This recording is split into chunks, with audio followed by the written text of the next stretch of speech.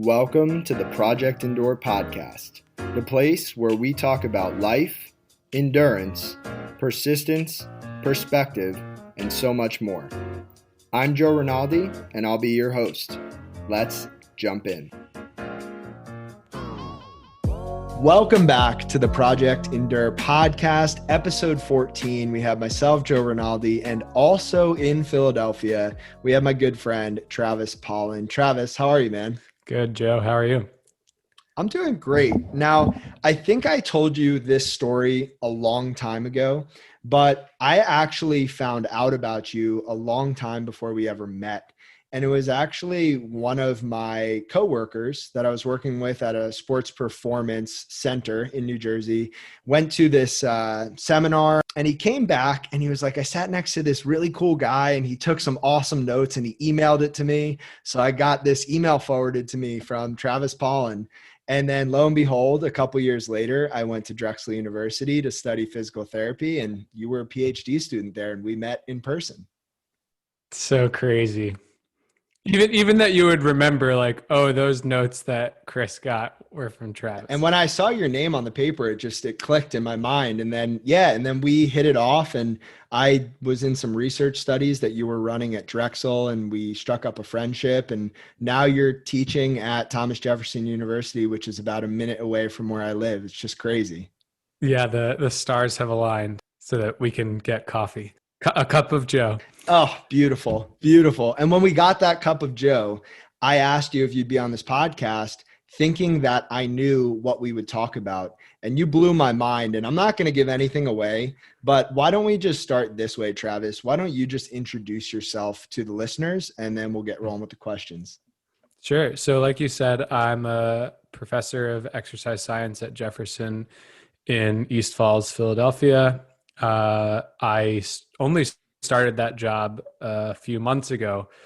I am, in addition to being a professor, I'm also a personal trainer, as well as a writer and entrepreneur and a few other things. So I have a PhD in rehabilitation sciences. That's how you and I met. I got that from Drexel.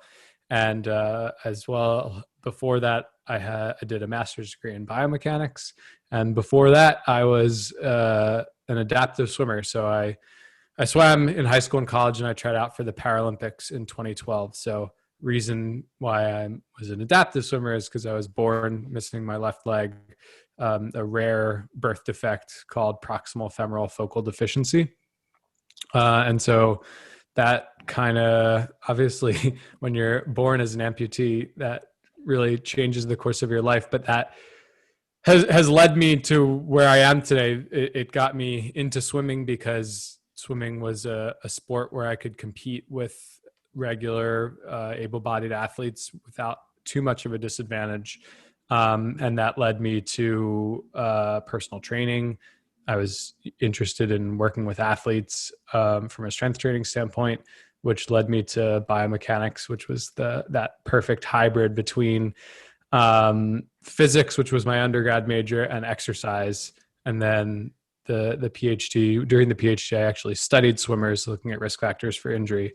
And now exercise science, it's funny, like I'm going to be teaching kinesiology like starting next week, and I've never taken a kinesiology course because I majored in physics as an undergrad. So it's been a roundabout way of getting here, but I definitely count my blessings, and I feel like just lucky that I am where I am. And you wouldn't wish a birth defect on anyone, but I often think like, well, I wouldn't be the person that I am today were it not for that. So the story kind of all comes together. Yeah, it really does. And there's a lot to dissect. And the first thing I'll just say is, wow, you have been through a lot of school. And as somebody who got a doctorate degree, I'm done with school. I can confidently say I'm done with school. I thought I was done too. And now I'm back for the rest of eternity. So wow, it's a long time. But what I wanted to kind of jump into is, right, you mentioned, what struggle you were born with, right? Mm-hmm. The birth defect, missing a leg, essentially. And having known you and just having seen how you move around and how you live life, I assumed very naively that that was the hardest circumstance that you've ever been through. And when we got that cup of Joe and got that cup of coffee, you actually told me that that wasn't necessarily the hardest circumstance that you've ever had to deal with. Now, before we get to the hardest thing that you've ever dealt with, maybe just tell us a little bit about what it was like to grow up as a child missing a leg. Yeah. So for me, I think I'm actually kind of lucky. Like I was born missing the leg because I don't know any different. So, and I always kind of parents instilled in me just you can do anything you want to do attitude. I had really supportive friends growing up that I'm friends with to this day. And so I never felt like that different or that disadvantaged. I played sports as a little kid, like baseball and basketball. And over time, like by the time I got to be a preteen or teenager, I was more than a half step slower than everybody else. It wasn't just because I was not athletically gifted, but the leg became a factor where I couldn't hit the little league pitching. I I wasn't scoring in basketball, and so I finally realized like, okay, these sports are I can't do these anymore, which was frustrating. But then I found swimming, and the rest is history with that. But yeah, so I didn't feel like I certainly noticed like, okay, I have to go to these prosthetic appointments like on a fairly regular basis. It's annoying. Other kids don't have to deal with that. But by and large, it was just this is how things are, and I I like to think like that I'm lucky because I can't imagine losing a leg or an arm now, and like that, that it's not entirely like accurate reflection of reality. Like if you lost a limb, you would adapt, right? And people with limb loss certainly like, yeah, it's hard and it sucks at the beginning and for a while, but you get used to whatever your circumstances. But it's just like I've never known any different. So having one leg is just I wake up in the morning, I put my prosthesis on and I go about my day and I take it off before bed and usually don't have to think about it unless like it's raining and I need to cover it up to make sure that it doesn't get, wet and rusty. But that's about it. And I'm sure like I fantasize about going for like an easy run or just going for a hike. Like those are a couple of things that I just really, I can do and I have done, but they're not my favorite because they're really taxing. And I fantasize about being like doing those things effortlessly and without a second thought.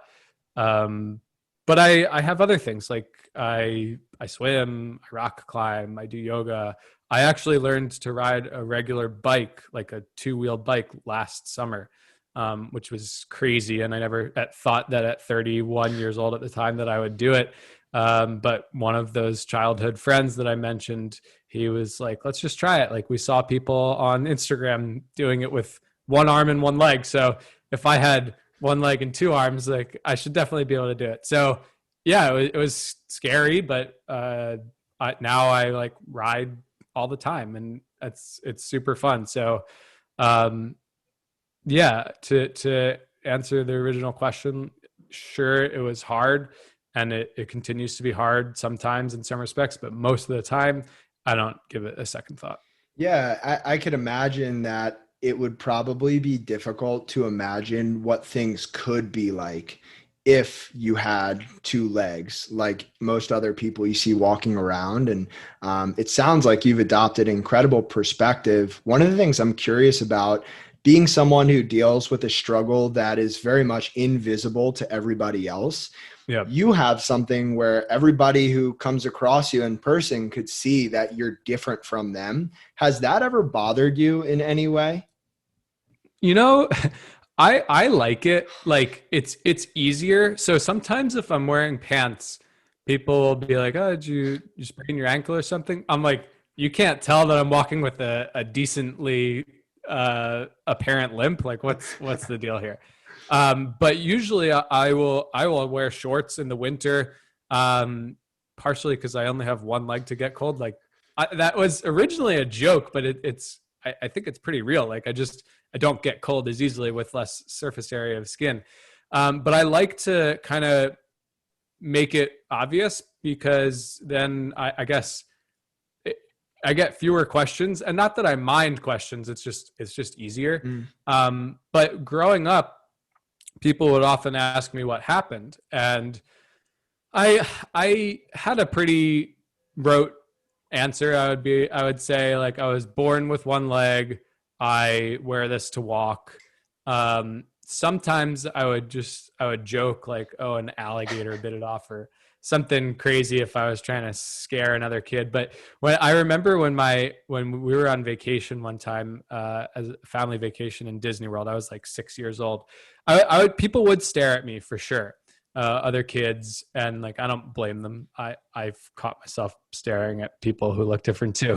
And what my dad said, he was like, Trav, let's just stare right back at them as if like they're the funny looking ones. And so that's what we would do.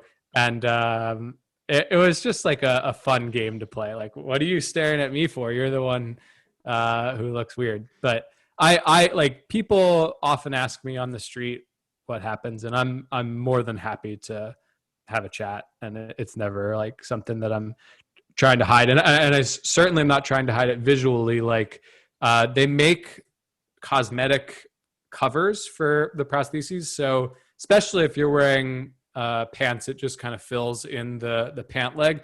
But even if you were wearing shorts, maybe from far away, you could just kind of get something that looked more shapely and had the color of your skin pigment. But I have never wanted one of those, because I just think it looks cool to have a robot leg. I think it looks cool also. And I think it's really cool how open you are about all of that. And obviously people can see that about you. And now I'm going to ask you the question that I ask every guest to begin with, and you can tell me that other thing that's been harder than the leg. So the question is, what is the hardest thing or circumstance that you've ever had to handle? And I'll just let you run with it from here. Yeah. So in 2010, I was 20 years old, and I had just broken the American record in the 100-yard freestyle for swimmers missing an arm or a leg. And a week later, I was diagnosed with severe ulcerative colitis.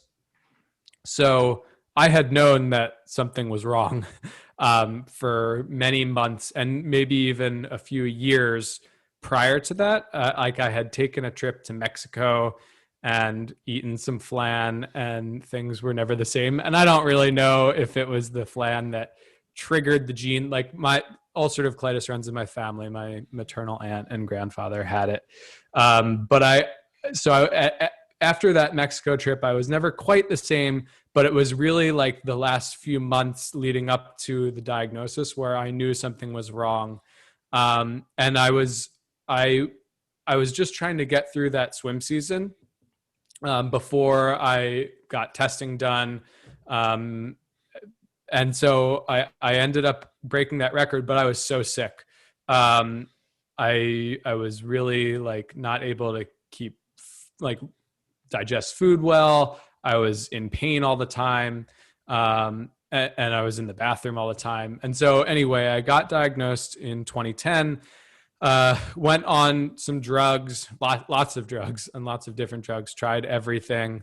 They helped at first. Like, I had a decently successful swim season the next year. And sort of my attitude was like, I'm not going to let this affect my training or get in the way of pursuing my dream, which was to represent the United States in the 2012 Paralympics.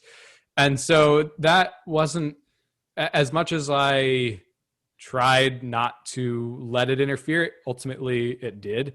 I was really sick for basically, well, several years, but especially as I was training for Paralympic time trials in 2012.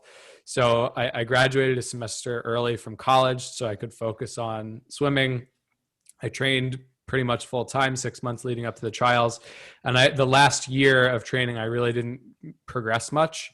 And maybe I just maybe it would have happened either way, right? But if you looked at where I was in 2010, and you forecast it out without the sickness, like who knows what could have happened. And I don't harp too much on it, but it's still like, if I think about it, it bugs me, right? But anyway, so Paralympic trials came and went. I didn't make the team.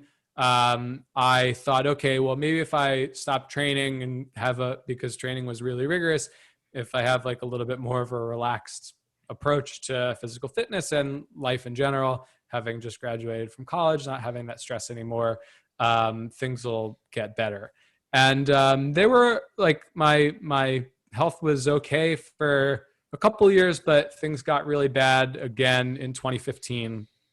And I ended up needing to have surgery to remove my colon and rectum. And so the surgery is called a proctocolectomy. And basically they remove your colon and rectum. It's a 2-part surgery. In the first part, they remove your colon and rectum. In the second part, and you get a temporary ileostomy bag. They also at that time create like a pseudo rectum out of your small intestine called a J pouch.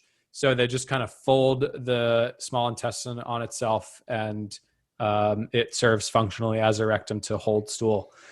So anyway, after the first surgery, you have to recover from that one. They have to make sure that the pouch that they've created works. And then they go in and reconnect you so you use the bathroom normally, with the caveat that you end up going about 8 to 12 times a day when things are good. So that was 5 years ago now, and I'm doing well now. But the surgery and the recovery, or the surgeries and the recoveries, were really awful. I was in the hospital after the first one, a total of 3 weeks. I was in and out 3 times. And at my lowest, I got down to 97 pounds. Wow. And I'm not a big guy in general, and missing the leg is like, you could just tack on 25 pounds to that number. But 97 pounds is what I weighed on the scale. Right now, I'm weighing in at about 135, maybe 130 if you take the prosthesis out of the equation.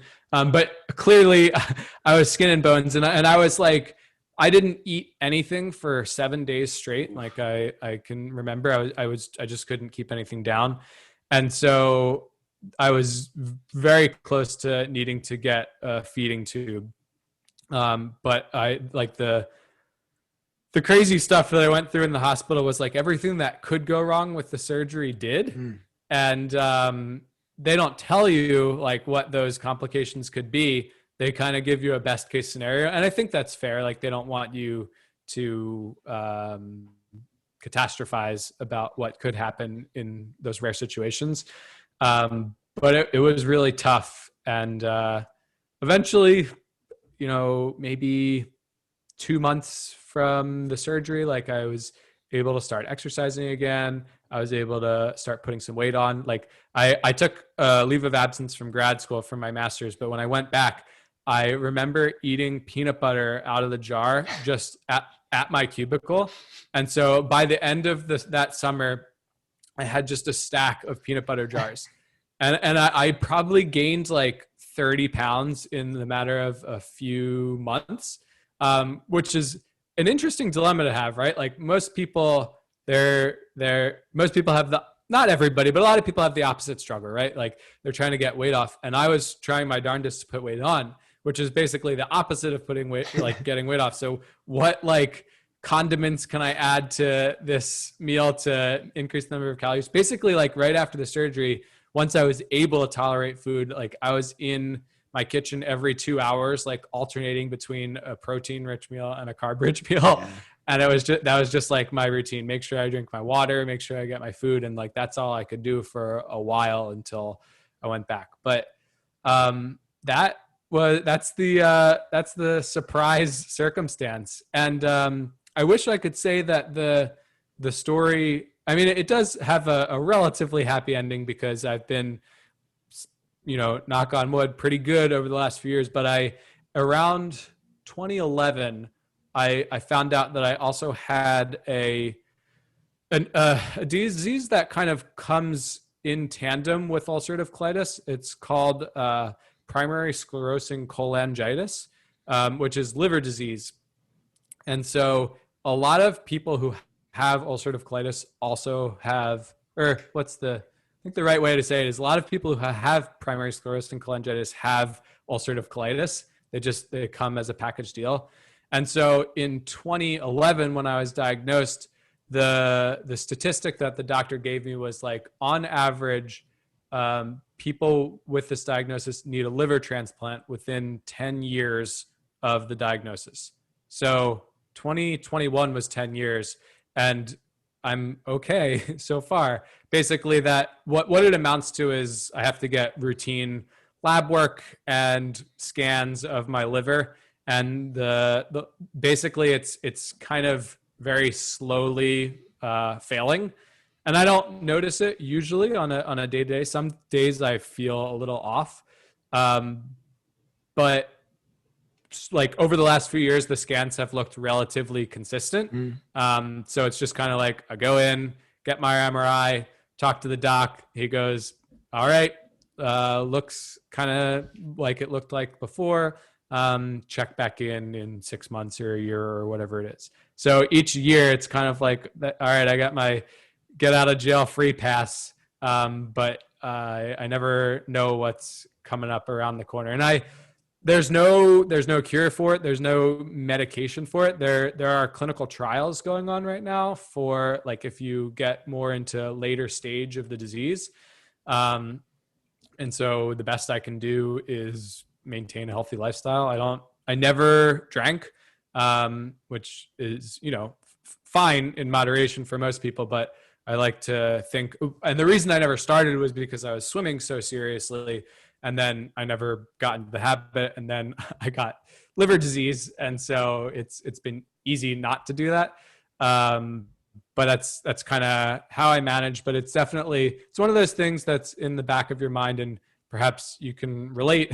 I mean, I think that what you deal with, you probably encounter more issues on a day to day, but it's always like that things are only going to get worse. And so it's hard to wrap your head around that. Like you can't quite live fully carefree, knowing that like you're honestly like life expectancy might not be as good as everybody else's. But you take what the day gives you, and I feel good today, and I'm able to do all the things I want to be doing. So I count my blessings. Man, it's you deal with a lot of hard things, and it's interesting to sit here and listen to really when I see the leg, your surgery, your major surgery, and then the liver, and just the prospect of needing a liver transplant and having those problems. And when I listen to other people talk about challenging things, a lot of them are in relation to loss of loved ones, external struggles or circumstances. In my case, it's internal, it's my eyes. But for you, these are things, internal organs. That's scary. It's almost a different game. And speaking of peanut butter, I was eating peanut butter just the other day with some crackers. And when something gets stuck in your throat and you're not quite choking, but you feel that sense of anxiety come in. And in that moment, nothing else matters. And I remember thinking to myself, like, God, please just let me swallow this, and I will just like be on my best behavior forever. Like, let me just live through. And I wasn't choking, but it's that sense of almost panic and fear that just happens when there's a possibility that your life is in jeopardy. And I'm wondering for you, if you feel any of that in any way at any point. There was definitely, I was really scared of getting the surgery, the colon surgery. And I put it off for as long as I can, because that honestly, like from very early on in that diagnosis, I was sick from 2010 to 2015 when I got the surgery. From very early on in the diagnosis, that was on the table. Like I saw multiple docs, and they were basically saying like, you can try these drugs, but your situation is pretty bad. And this is the likely outcome when we see people like this. And I resisted and resisted and resisted. I tried all the Western medical options. I tried some holistic alternative things. And ultimately I succumbed, but I was scared. I had had my leg or so when I was born, I had a foot on the end of my short leg, and I had it amputated when I was 3. So for cosmetic reasons and also functional reasons, it made the process of wearing a prosthesis simpler if you don't have a foot in the way. Yeah. And actually my earliest memories are being in the hospital, waking up from surgery. It's crazy, like the things that stick with you when you're like, how could you possibly remember 3 years old? But I remember because it was traumatic. But anyway, I had not had surgery since. And so I was very afraid of just the unknown. And I now that I've been through that, I guess it's no longer unknown, but it's still scary. And the thought of needing a liver transplant is definitely scary. And so most of the time, I guess I try not to think about it, but I guess I maybe I flirt the line of kind of being in denial about it. But also like, there's nothing that I can actively do. So no worrying about that now is going to help. But it's like I said, it's definitely in the back of my mind, and maybe it does prevent me from being as carefree. Like if I can imagine a world where I didn't have liver disease, it would be like, wow, I have the next, hopefully 40 years to be really healthy now that I'm free from GI disease, and my future, I know it doesn't look like that. So it can be tough. Yeah. Do you think there's a sense of urgency that you live with in a positive sense because of this? Yeah, I do. I think like when I consider what I'm doing like on a day-to-day basis, it's like, well, if I only have X number of years to be really healthy, and it's not to say that like I couldn't have a successful liver transplant and be healthy again after that, but like knowing that time could be of the essence, like I better make sure that I'm really enjoying the work that I'm doing and that it's rewarding, and that I'm not like waiting to do things like, oh, I'll do that when I retire, or I'll do that in the future. It's like, the future's not guaranteed. So make sure that you're living each day to the fullest, right? Yeah, that's a cool perspective to take away from it. And, we've talked so far about things that are not within your control. But one of the questions that I've been asking everybody on the podcast is, what is the hardest thing that you've ever done on purpose? And why have you done that thing? Yeah. So that one, like my immediate answer goes back to swimming. I was a freestyler and a backstroker. More backstroke early in my career, and then I shifted to freestyle, which was the event that I broke a couple of records in. But in high school, I was really kind of, for whatever reason, I decided that I was going to swim mostly backstroke. Like backstroke was my stroke, and so it makes sense that when you would kind of do, well, let me give some background. In swimming, most of your work is done doing freestyle, even if that's not your main stroke, just because it's like the easiest stroke to recover from.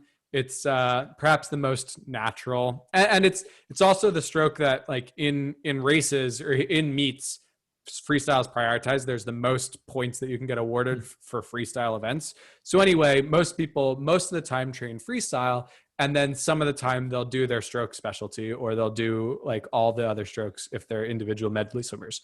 But anyway, I decided that in order to get better at backstroke, I was just going to swim mostly backstroke. So I was going to flip flop. So whenever people were normally swimming freestyle, I was going to swim backstroke. But not only that, I was going to hold myself to swimming it as fast as the people who were doing freestyle. So there was one practice in particular. We were doing 200-yard repeats, which is like 8 lengths of the pool in a 25-yard pool. And so we were doing it on a really tight time interval. And I still remember, I'm a numbers person. So the time interval was 2 minutes and 50 seconds. So you have to swim 8 lengths in 2 minutes and 50 seconds. which and then whatever time, if you swim it in 2 minutes 45 seconds, you would rest for 5 seconds and go again. So we did 8 of those. So that took like 22 minutes or whatever. And it would have been hard doing it freestyle is faster than backstroke. It would have been hard to do it freestyle, but I challenged myself that basically that whole season, including that particular workout, I'm going to do it backstroke.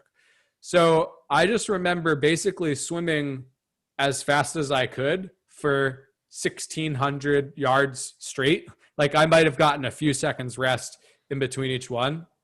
And that was the hardest thing that I've ever done. Like it was even crazy to do. Like a normal, like before and after that, a normal time to swim 200s for backstroke for me would have been like 3 minutes, 20 seconds, wow. Or 3 minutes would have been pushing it. So 2 minutes, 50 seconds was just nuts. Yeah. for me, for my skill level at the time. And that was just like that. And that was in high school. That was, I think, either my junior or senior year of high school. I never outperformed that in college. And like I said, I transitioned more to freestyle, but like that was my peak, basically, where I can look back and say, holy crap, like that's the hardest thing I ever did. That was the fittest I ever was. That was the craziest thing I ever did to challenge myself to do that, which like, it was so hard. And I was so proud of myself, and I'm still proud of myself. Like, God, 10, 15 years later that like I did that thing that I knew was going to be really hard. And I was going through it, like the first one, the second one, the third one, just all out, like I forget physiologically what that's called, but your threshold training, right? Yeah. Like whatever you can, the highest level that you can maintain aerobically, right? So it's hard. And to do that for 20 plus minutes straight is really hard. Now, for reference, I'm pretty sure, so correct me if I'm wrong, 1,600 yards is about a mile. Yes. Okay. So mile. Perfect analogy or perfect reference. Yeah. So I swam a mile straight backstroke with very little rest. And like if you were racing that, like good freestylers go on around 20 minutes, maybe a little under 20, 18 minutes. So like not just for context, like it wasn't that much slower than you would race a mile freestyle. Yeah, which is very impressive considering that for me to swim that distance, and albeit I'm not a swimmer by any stretch of the imagination, it would probably take me like 10 times as long with a couple of breaks. If you were doing a triathlon and there was a mile swim, you'd probably be around a half hour, right? Yeah, or so. Yeah. Yeah. Like a good swimmer will be, well, like I said, 20 minnes, but a good recreational triathlete would be under 30 or somewhere around there. I'm a mediocre recreational triathlete. Yeah. So if you're just getting by, like you're going to be around 30 minutes. So, yeah. And that's freestyle, right? Or whatever you can muster between freestyle and breaststroke. If you're doggy paddle. Yeah. But so that was backstroke, which is a slower stroke than freestyle. Gotcha. So like in a physical sense and mental sense, it's a really hard feat. I'm wondering, in the past 15 years since that point, have there been any equivalents in your life, or maybe in an academic realm or something else? Yeah. So the first thought when I heard the question was, okay, it's got to be that thing in swimming.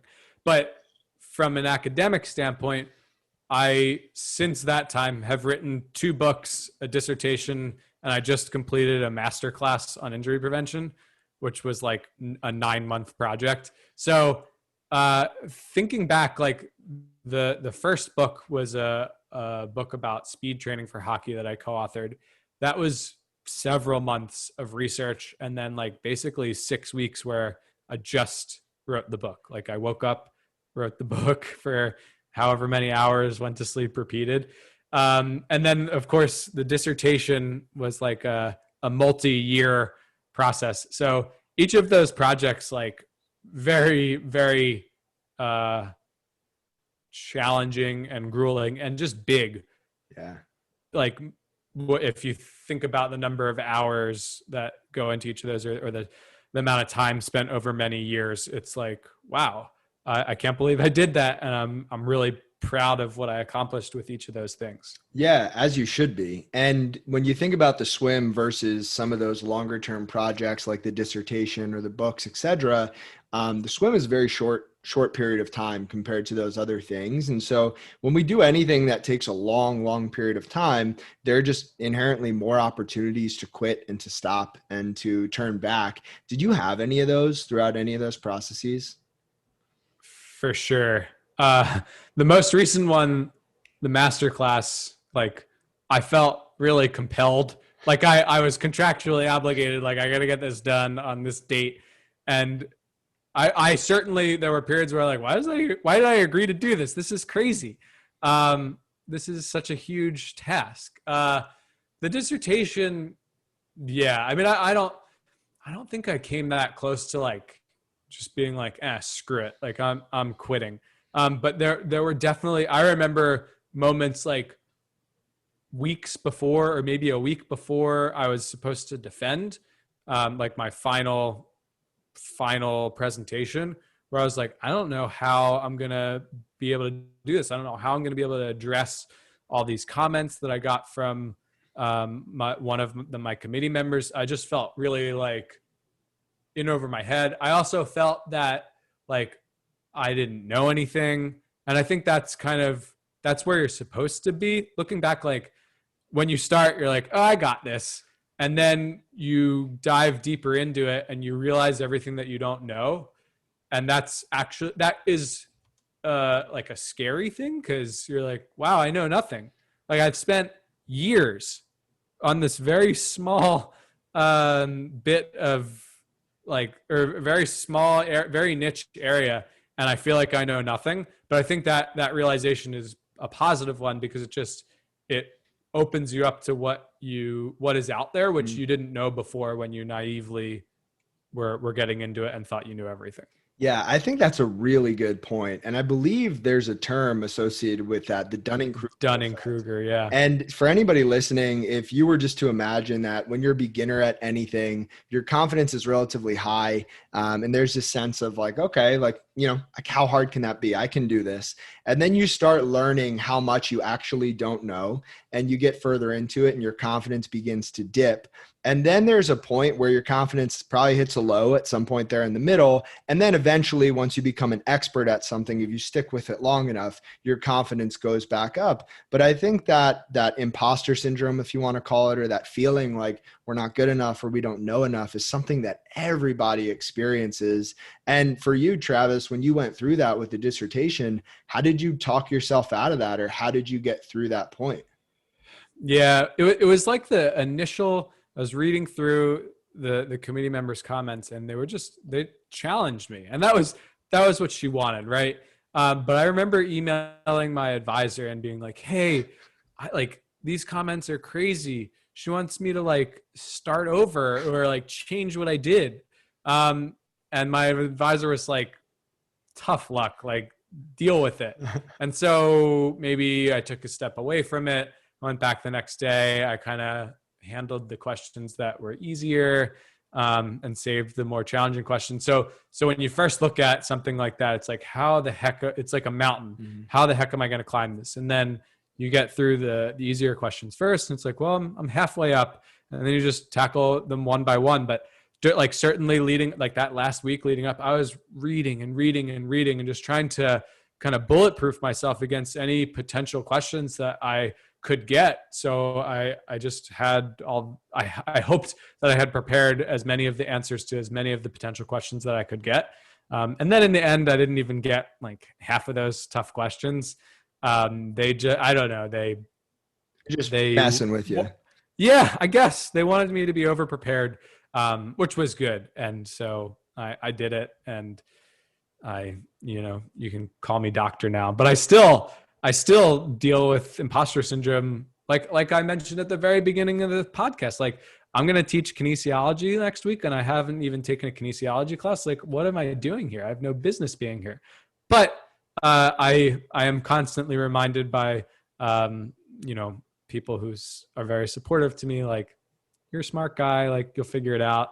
It's an undergrad class. And so it'll be hard. It'll be another one of the hardest things I've ever done, teaching these courses for the first time. But I'm up for the challenge, and, harkening back to all those tough things that I've done. It's a touchstone for me to be able to say, I was able to do those things. I've never met a deadline that I couldn't conquer. If it was a serious deadline, sometimes I like to say that deadlines are just suggestions. Hope none of my students listen to this. It's funny, like deadlines, when in an academic setting, when we make deadlines, it's purely like so that at the point when I go to grade the assignments, I have everybody's assignments. But if it's due at 11:59, I'm not grading it at 12 o'clock that night, right? Like, I'm going to wait until the next day. So if you mean well and you turn it in at 12:01, like, what do I care? But I know some professors are like, they turned it in 2 minutes late. That's 10% off. I'm not that kind of guy. Yeah, well, I'll be sure to remind your students of that if they ever get into any trouble with you. We'll send them this podcast. But, as you look back on your life and you've gotten to this point now, 31, a professor, you're stepping into this new role, this new season of life. It's been somewhat of an endurance event up to this point. And the name of the podcast is the Project Endure podcast. So my next question for you is, what does the word endurance mean to you? Yeah. So I think it goes back to what we just said. Like, I'm now faced with a challenge that I've never had before. I'm going to teach 3 courses. I've taught a course at a time before, and I'm a bit overwhelmed. Again, hopefully my students don't listen to this, but it's the honest, it's the naked truth, right? So, but to me, it's that, okay, I've experienced obstacles before. I've pushed through them, whether they were athletic, whether they were health related, whether they were academic. And that endurance is like that ability to repeatedly push through those obstacles and to overcome those obstacles. And it's not like when I sat down 2 days ago, 1 week before the start of the semester, and looked at my syllabi, I was like, how am I going to do all this? But I'm going to break it down bit by bit. I'm going to tackle the parts that need to be tackled now. And I'm going to make myself a kind of game plan for moving forward. And I'm going to do it. So that's what endurance is to me. I love that. And for some reason, I just thought of my parents, and I'll tie this back in, I promise. But when I was growing up, as most of us, I would imagine, you're a child and you look at your parents or just the adult role models in your life, and you just assume because you're a child and they're an adult that they have it all together. Yes. And right. I've had that exact thought. Yeah. Like to a T. Yeah. And then you get older and you realize as a full grown adult that no, you don't have it all. It's such a shocking thing, because I'm like, wait a second. I'm 31 or 32 and my friends are in their 30s and they have kids and they definitely don't have their act together. So wait, my parents didn't have their act together when they had me and my brother, and my parents still don't have their act together? I just assumed, right? Like, well, once you have kids, like, you better have your act together, like, because that's not just you anymore. But there's obviously, like, now I know, there's no magic switch where suddenly you go from being a regular person with your daily struggles to, oh yeah, I don't have any struggles anymore. I'm just a fully functioning human being. Yeah. And it's a great point. And it goes for you now as a professor as well, me as a physical therapist, and now a coach and entrepreneur. We're all just figuring it out, and we're equipped with different gifts and skills and tools. But I think the best thing that any of us could have is just a willingness to continue pushing forward, to learn, to grow, to adapt to the challenges in front of us. And as long as you have that, and you're able to learn and grow and you're willing, there's nothing that any of us can't handle. So you're going to be just fine, Travis. No doubt. I appreciate that. Yeah. It's funny being on, quote unquote, the other side now, being the professor, where like when I was a student, I think I had a very low tolerance for like not so good teaching. And I think I didn't cut teachers enough slack, because it's really hard. And I don't necessarily fault myself or my future students. Like, they're paying a lot of money. They deserve a really good experience, and that's part of the challenge for me, is that I want to give that amazing experience. But this is also my first year teaching a bunch of courses that I haven't taught before, and so like that's like the other voice in my ear is like, it's not gonna be perfect, and I have to be okay with that. But I think after listening to me for 45 minutes, you can probably imagine that perfect is kind of what I strive for, in a lot of the things that I do, which has gotten me pretty far, right? Like, if it's not perfect, that dissertation's probably not going to get published. If the books aren't as perfect as I can make them, they're probably not going to be as widely read. So it's good in certain respects, but of course it gets me in trouble when I like overdo or overanalyze things that just aren't that important. Yeah. And I have a quote on top of mine that you just made me think of, and it's by Ralph Marston. I have no idea who that is, but he once said, "Don't lower your expectations to meet your performance. Raise your level of performance to meet your expectations. Expect the best of yourself and then do what is necessary to make it a reality." And what I hear from you is that you have very high expectations of yourself and of others, and that you raise your level of performance to meet those expectations. And while perfect isn't necessarily possible, it allows you to elevate to a place that most other people can't go. And so I think it's a really good quality to have, albeit it could be a really challenging quality to have as well. Right. Yeah. You just have to make sure that you're channeling it correctly. I don't know if I interrupted you about the tie-in of the parents or like adults not having their act together completely. There's No, that was okay. perfect. That was perfect because the thought process essentially was, as a professor now, you might not feel like you have it all together, but nobody really ever does. So that's totally fine, right? Yeah. Yeah. Um, Yeah. yeah. But now, as we kind of wind down, Travis, this is actually my favorite question, because people listening to this podcast, I'm assuming, are listening for one of a few reasons, but one of those reasons is because they might be going through something really challenging in their life. They might be feeling a little bit lost, confused, frustrated, upset, you name it. And I want this part of the podcast to feel like you and I are talking directly to that person, to you on the other end of the podcast. So the question is this: what message would you have for that person listening to the podcast right now who's going through a really, really challenging season of life? I think my number one thing would just be to remember how adaptable we are. And that's a hard thing to remember at first. And this goes back to what I said, like, oh, if you recently are dealing with limb loss, like, of course, that's going to be very, very challenging.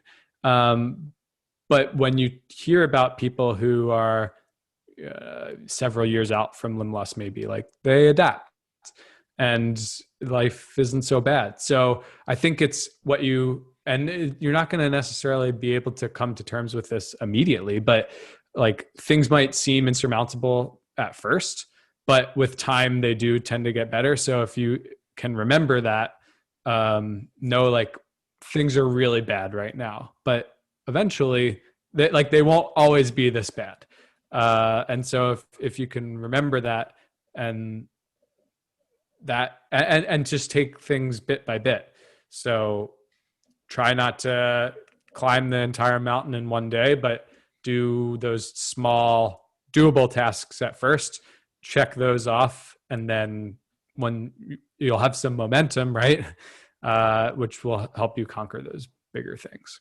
Beautifully said. And you're speaking my language, Travis. Now, I hope my mom's listening to this podcast. Mom, I hope you're listening to this podcast. But she used to tell me all the time, and I used to hate this whenever I was upset with something or facing a challenge, that this too shall pass. And I used to be so upset by that because it didn't help me in the moment. Feels a little But bit like it minimizes, right? yeah, but I will say, with time, things tend to get better. And this too shall pass now, to me, is actually almost comforting because I know it to be true from my life experiences. And our circumstances might not pass, right? You're not going to have your leg ever again. I'm not going to have my sight like I did when I was, a young child. But the feelings that we have toward those things, our perspective, it all changes, and we're adaptable, and things get better because of those things. And then to your second point, Travis, one of my favorite sayings is little by little, little becomes a lot. And it's just one step at a time, brick by brick, and you build this big wall and you climb the mountain. And while it might feel insurmountable at first, it's not. And I think that was exactly what a lot of people needed. So thank you for that. Thank you. Yeah. And so Travis, as we wind down here, you do a whole lot of stuff. I mean, I think that I do a lot. You're also a very busy man. I think we can relate on that level. We'll call it a tie. But what I want people to be able to do is to find some of your stuff if they're interested in. I won't give it away, but you do a lot of similar things to me and a lot of different stuff. So where can people find what you do if they're interested? Yeah. My Instagram, I guess, is where I hang out the most. So that is fitness_pollinator. I also have a website, which is just my name, travispollen.com. And I do some online coaching. I do a monthly membership, which fuses strength training with yoga with a business partner of mine named Jenny Rawlings. And I also have a new app for return to play training for people recovering from ACL injuries. That's called ACL Care Pro. In partnership with my friend and doctor of physical therapy, Akil Piggott. So all of those things are accessible through the profile on my Instagram. So that maybe is the best hub to find me.